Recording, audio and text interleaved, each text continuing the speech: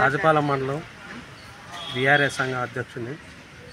మా విఆర్ఏలకు గత 2-3 నెలలు పెట్టి జీతాలు సక్రమంగా వేయట్లేదు. అదంటే ప్రతి నెల అడిగినప్పుడల్లా 10-15 తారీఖుల్లో జీతాలు పెట్టడం, అప్పుడు జీతం తీసుకోవడం జరుగుతుంది.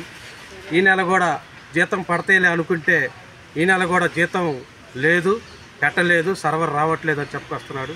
నెల రోజులు పెట్టి మాకు నైటు పగులు డ్యూటీలు చేస్తున్నారు కొండమూడి దగ్గర. మేము డైలీ వాళ్ళకు రూపాయి ఆశించకుండా మా సొంత ఖర్చులతో మేము నైటు పగులు డ్యూటీ చేయాల్సి వచ్చింది. కానీ ఏ రోజు కూడా 100 రూపాయలు మేము ఆశించలేదు పై అధికారులని. మాకు భోజనం కూడా సక్రమంగా ఇవ్వట్లేదు భోజనానికి కూడా. అయినా కానీ మేము నైటు పగులు డ్యూటీలు చేస్తున్నాము. మాకు నెలకి జీతం వచ్చేది 10,000.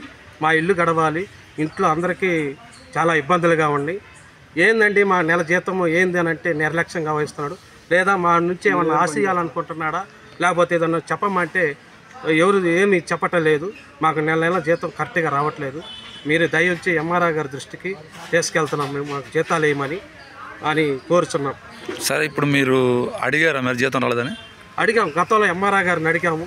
ఎవరు వచ్చినా మేము జీతాలు ఎప్పుడు ఆపలేదు, మేము వేస్తానే ఉన్నాం అన్నారు. కానీ వాళ్ళ జీతాలు అయితే సకాలంలో అందరికీ టయానికి పడుతున్నాయి. కానీ మాకు విఆర్ఏ ఒక 10,000 జీతం మట్టికి ఎందుకు రావట్లేదు అనేది మాకు తెలియట్లేదు. అన్ని మండలాల్లో మరి అన్ని మండలాలకి ఇచ్చారు. అందరికి మా విఆర్ఏ సంఘం వాళ్ళందరికీ ఫోన్లు చేసాం. అన్ని మండలాలు మా జీతం 1st తారీఖే పడుతుంది అని అన్నారు. మా విఆర్ఏ రాజుపాలెం మట్టికి నిర్లక్ష్యంగా వహిస్తుంది.